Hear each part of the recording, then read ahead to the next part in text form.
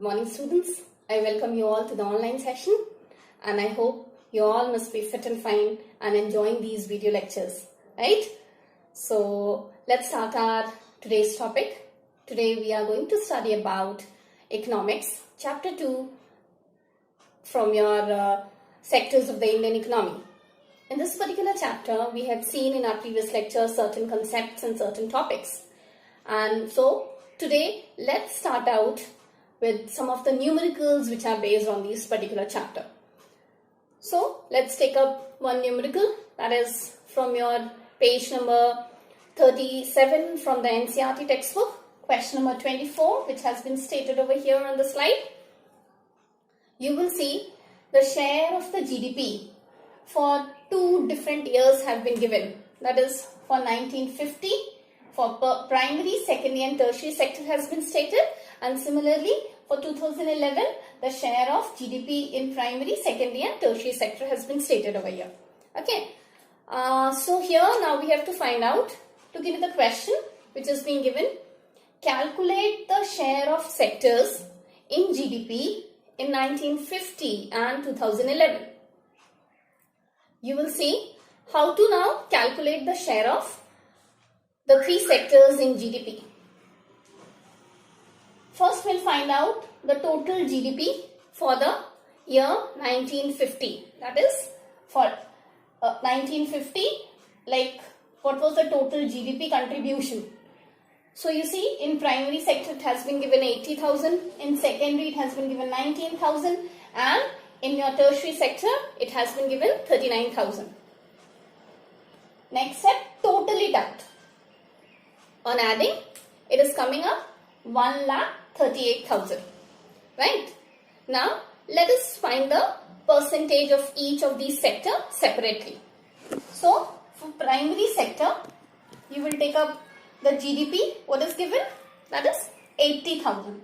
So, 80,000 upon total GDP. How much we had calculated? That is 1,38,000. Multiplied by 100, you will get the percentage. It's coming up to near about 57.97%. Right? Similarly, for the secondary sector, see, the GDP has been given how much? It is 19,000. So, 19,000 upon 1,38,000, that is the total GDP, multiplied by 100. It comes to 13.77%. Right? So, this is the GDP for the secondary sector. Now, let's have a look regarding the tertiary sector.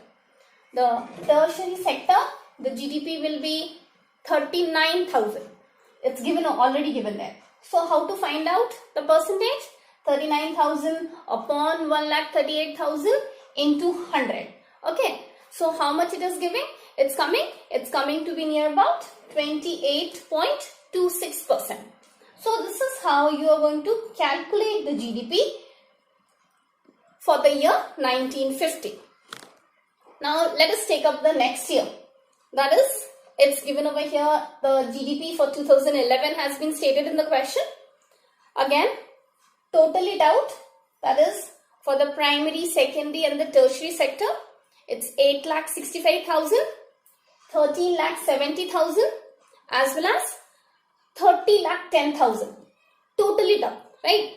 The total, after totaling, you are getting near about 52,45,000. The total is coming to be that much. Now let us find the share of each of the sector. Again, the same way, the one which we did for 1950, similarly we have to now do it for 2011. For the primary sector, you will see it is 8,65,000 upon 100. Sorry, 8,65,000 upon 52,45,000 into 100. It comes to 16.49%. Then again you have got the share for the secondary sector.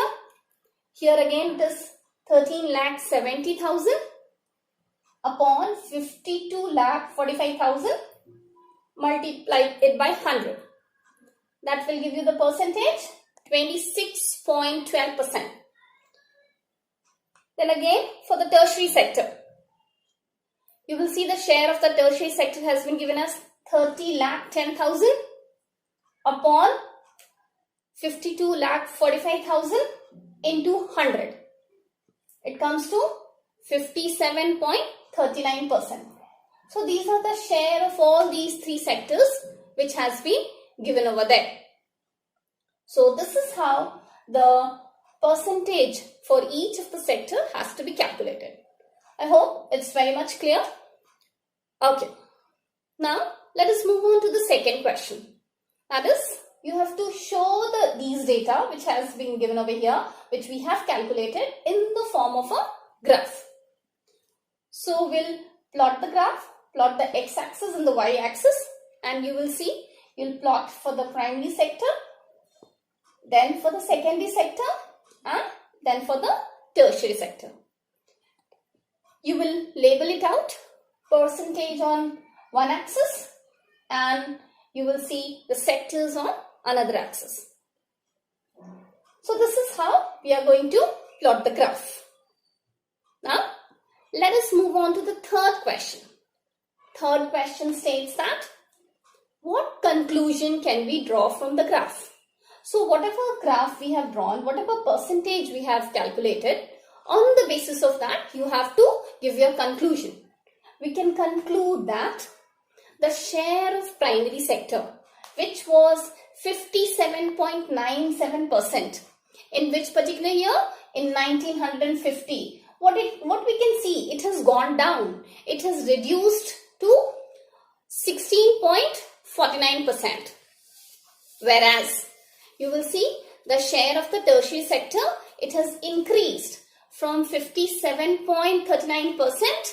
You will see it has increased, and initially in the year 1950, how much it is? It is just 28.26%.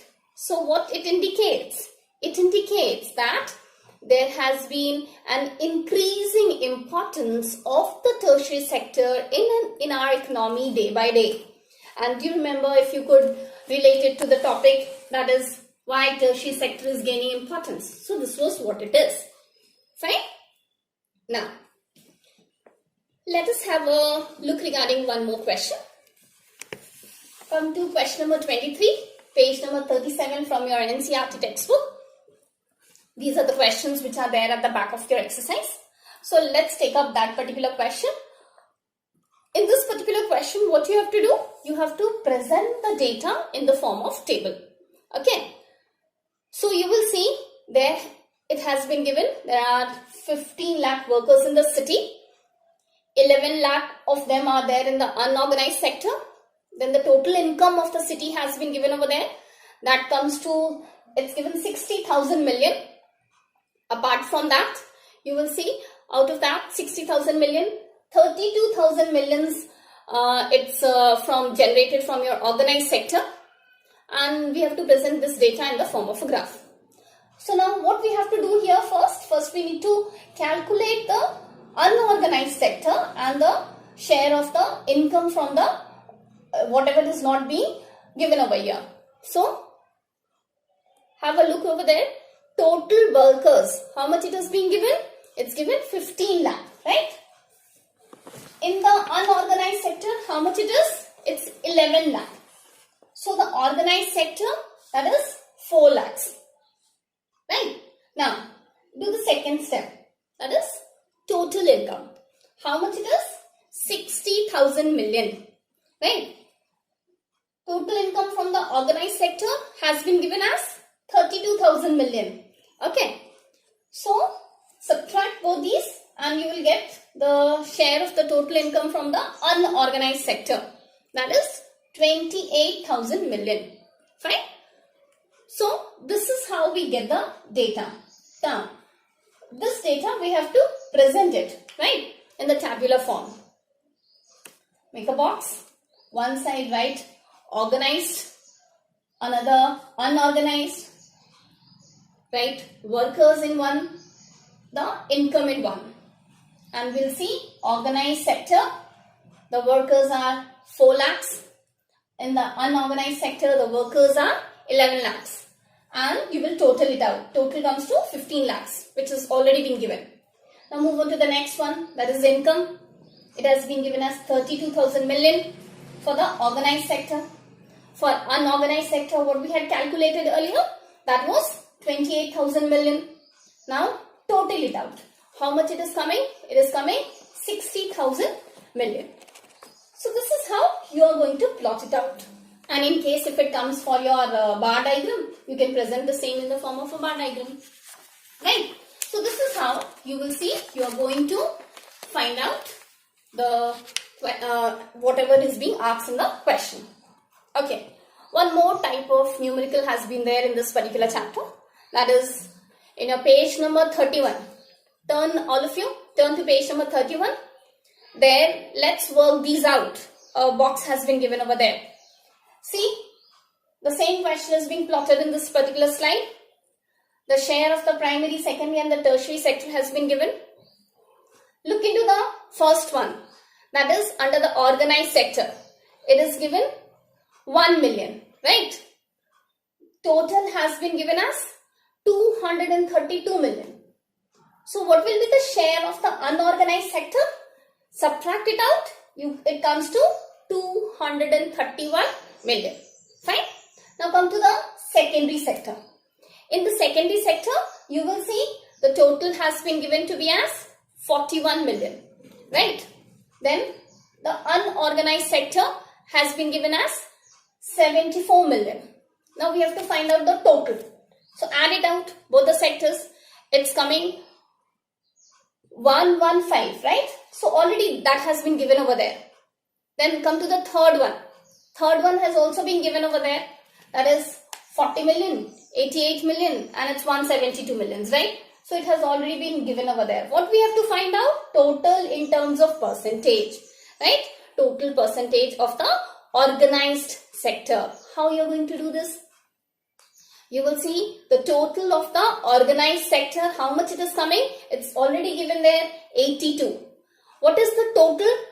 That is, you will add up 232, 115 plus 172. If we add it out, how much we are getting? We are getting 475, right? 475 million, that's what is the total. So now let us find out the percentage.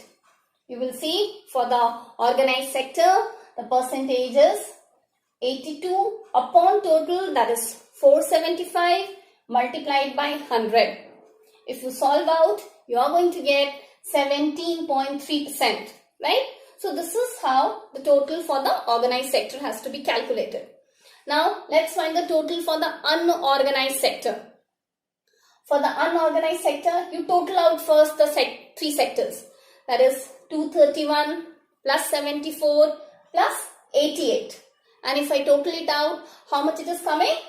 It comes to 393. Okay. Now let's take out the percentage.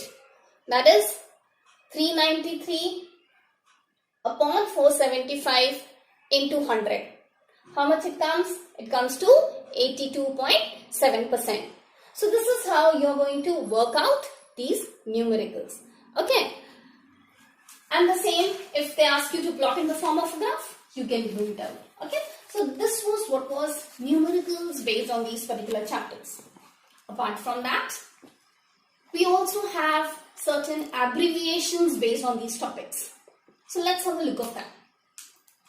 You will see the first abbreviation which has been given. Number 1, that is Niti Aayog. What is the full form of Niti Aayog over here? It is National Institution for Transforming India. This particular Niti Aayog is also known as Planning Commission of India. Okay. Look into the second abbreviation. What is that? It's MG Narega. You all must be well versed with that, right? That is Mahatma Gandhi National Rural Employment Guarantee Act. What is this also known as? It's known to be as Right to Work. Started in the year 2005. It guarantees 100 days of employment, right? Now, the third one, that is your GDP. What is this GDP? That is Gross Domestic Product, isn't it? Now, the fourth one, that is Automated Teller Machine. What is this automated teller machine, an ATM from where you get money, right? Now come to the next one, that is TISCO, Tata Iron and Steel Company. RIL, what is that? Reliance Industries Limited. Then you've got IMR. What is this? Infant mortality rate. If you could recall the definition of infant mortality rate, it states that number of children dying before completing 1 year, right, compared to per 1,000 children. There are so many infants in our country who are born every day, but they are not able to even complete 1 year. The reason behind, improper health facilities are being provided in our country, right? So that is IMR. Then we have got the next one, NSSO. What is that? NSSO, I think I have already dealt with. Okay. Now the next one is your MTNL. What is that? Mahanagar Telephone Nigam Limited. Right? So these are some of the abbreviations which are being given in your textbook, which you need to remember it. Now you will see this was all there in your today's topic. Fine? I mean in the chapter, that is the sectors of the Indian economy. Okay? But as we are dealing with the topic that is sectors of the Indian economy, we should know some of the prominent economists from our country. So let's discuss a little bit about that. Do you know the very most prominent economist? That is your Chanakya. Right? Look into the picture of Chanakya. Must be knowing. Very, very good economist of his time. Right? He has written his book. That is your Chanakya Niti. Also Kautilya's Arthashastra. All these are the famous book. Then one more economist we have. That is your Amartya Sen. Received Bharat Ratna in the year 1999. Okay, then we have Manmohan Singh, Dr. Manmohan Singh. Padma Vibhushan he has received. He had also been the PM of our country as well as the finance minister of our country. You will see his book, that is Changing India. It's very, very famous. Then we have Abhijit Banerjee, Indian American economist. He won the Nobel Prize in economics in the year 2019 for his contribution for the book that is For Their Experimental Approach to Elevating Global Poverty. Right? So all these are the famous economists which you should remember. Right? So this is how we end this particular chapter. And you will see you have got ample time. So children, from this online portal, I'd like to request you all, do not waste your time. Utilize your time very, very effectively. Utilize your time for your competitive exams. And I would like to request you all, prepare for NTSC exams. What is this NTSC exam? You all must be knowing, but still, let me brief you a little bit about that. That is National Talent Scholarship Examination. Right? It's held in the month of November. Held in 2 stages, stage 1 and stage 2. Stage 1 is at your state level or union territory level. Then you have got the stage 2, which is being organized at the national level. Stage 1 has got 2 sections. This particular, that is your math and SAT. Math is your mental ability, which comprise of verbal and non-verbal, right? Reasoning, that is. Then you have got your SAT. SAT comprises of your maths, SST as well as science, right? So this is how in stage 1 and stage 2 you have to read the same. But only difference is that for the stage 1 you have to read the Maharashtra level syllabus, and for your stage 2 it's a national syllabus, that your NCRT which you are doing. Let's see the marks distribution. As I told you, stage 1 which is there, math which is there in both the stages. Math is of 100 marks. Then we have got SAT, which is divided, as I told you, into maths, SST and science. Maths comprises of 40 marks, science 40 marks and SST 20 marks. Okay, so this is the bifurcation regarding your marks distribution as well as your various stages which are involved in that. You will see the scholarship which you will receive after passing stage 2, that will be rupees 1,250 per month. till you are there in 11th and 12th.